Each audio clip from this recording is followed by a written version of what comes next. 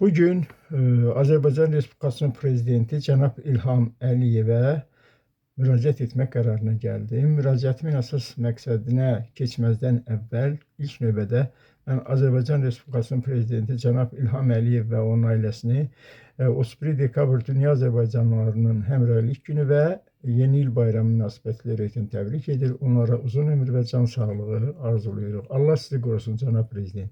Cənab prezident, sizə müraciət etməyimin əsas səbəbi ondan ibarətdir ki, 2012-ci ildən bu günə kimi aidiyyatı qurumlara nə qədər müraciət etmişəmsə, heç bir müsbət nəticə əldə etməmişəm. Müraciətimin əsas səbəbi ondan ibarətdir ki, cənab prezident, 2012-ci ilə qədər mən Sumqayıt Dövlət Universitetində müxtəlif vəzifələrdə çalışmışam. Eyni zamanda dekan vəzifəsi axırıncı mənim vəzifəm olubdur.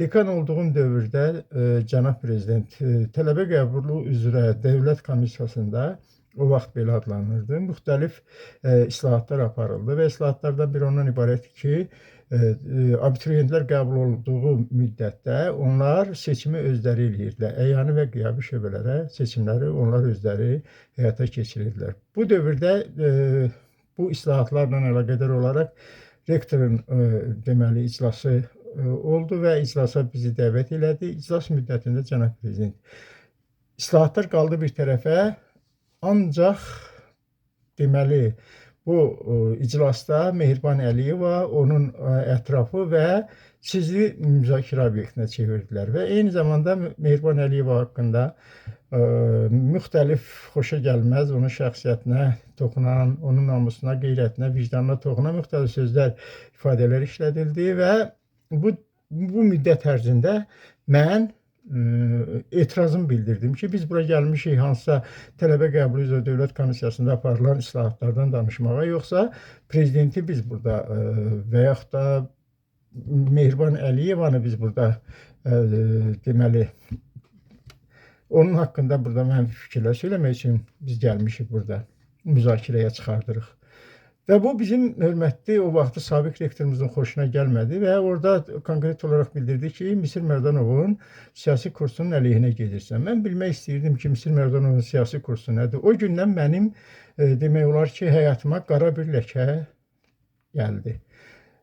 Hara müraciət elədim, müxtəlif aidiyyatı qurumlara, Dövlət Təhlükəsizlik Xidməti bu işə qarışdı. Mövlan Şıxəliyev bu işə qarışdı və artıq məni xalq düşməninə çevirdilər, möhtərəm prezident. Və elə bir vəziyyətə gətirdilər ki, mən bütün varımı, yoxumu, evimi, eşimi, hər nəyim var əlimdən aldılar və bildirdilər ki, Mehriban Əliyevanın tərəfini güya mən tuturam, Misir Merdanovun siyasi kursunun əleyhinə gedirəm və s. və ilə axır. Və mən həmin dövrdə Misir Merdanov nazir olduğu dövrdə mən Misir Merdanovun qəbulunda oldum və aldığım təəssürat, aldığım cavab məni çox məyus elədi və o gündən sonra mən öz siyasi mübarizəmə başladım. Və bildirdilər ki, əxlaqsıza əxlaqsız deyərlər, şərəfsizə şərəfsiz deyərlər, namussuza namussuz deyərlər. Hara istəyirsən get, yaz. Cənab prezident, mən aidiyyatı qurumlarının hamısına müraciət elədim və heç birindən müsbət nəticə əldə edə bilmədim. Məhkəmələrdə başıma gəlməyən oyun qalmadı. Elə bir vəziyyətə saldılar ki, məndən və tələb eləyirdilər ki, mən çıxım, sosial şəbəkələrdə Mehriban Əliyeva haqqında, Paşayevlər haqqında mənfi fikirlər söyləyim və ondan sonra mənim demək olar ki, həyatıma yenidən onlar yaşıl işıq yandıracaqlar. Mən bunu etmədim və demək olar ki, vəzifəmi də itirdim, evimi də itirdim. Bütün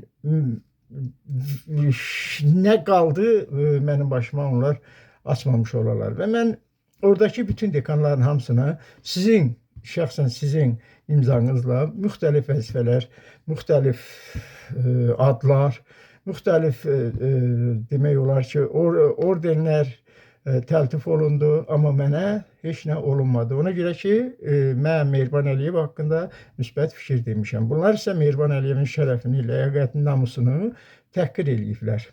Cənab prezident, bu günə kimi aidiyyatı qurumların hamısına müraciət eləmişəm. Elə bil ki, məni bir qara ləkə deyirlər də, sosial şəbəkələrdə aktiv iştirak elədiyimə və bunları mən işlandırdığıma görə bu günə kimi təhdid altındayım. Və Bu təhdiddən də mən qurtara bilmirəm. Sizdən çox xahiş edirəm. Bu günə kimi bütün hara getmişəmsə, harda işləmişəmsə, məni şəxsən izləyiblər və həmin işlədiyim dövrlərdə mənə qarşı böyük qanunsuzluqlar həyata keçiriblər, məni işdən azad etdiriblər.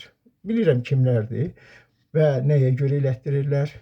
Mehriban Əliyeva haqqında hansısa bir müsbət fikir söyləmək bugün Azərbaycanda olmaz və bir mənalı şəkildə bilin, cənab prezident, bugün ölkədə və ölkənin hüdudlarından kənarda sizin və ailənizin haqqında təhqiramiz ifadələr işlədən şəxslərin hamısı Azərbaycanda oturub, cənab prezident. Hamısı burada oturublar, buradan idarə olunurlar və onlar heç ağlınıza gəlməyən insanlar, necə Ramiz Mehdiyev ağlınıza gəlmirdisə, elə də onlar Ramiz Mehdiyevin ətrafında olan insanlardır. Və bunlar mənə həyatda çox böyük zərbələr vurublar və artıq demək olar ki, hər bir şeyimi itirmişəm. Və o itirdiyim qalsın bir tərəfə, ancaq mən heç nəyə nail ola bilmədim. Və onlar bildirdilər ki, doğrudan da həmişə də deyirdilər, Paşayevlərin şərəfini, ləyaqətini alçaldırdılar. Mənim gözümün qarşısında, önündə sizə qarşı əxlaqa sığmayan ifadələr işlədirdilər və məni bununla alçatmağa çalışırdılar. Mən sizdən xahiş edirəm. Bu günə kimi bütün aidiyyatı qurumlara müraciət eləmişəm. Mən bilmirəm bu aidiyyatı qurumlar niyə axı sizə qarşı, sizin ailənizə qarşı bu qədər kin-küdürətlidir.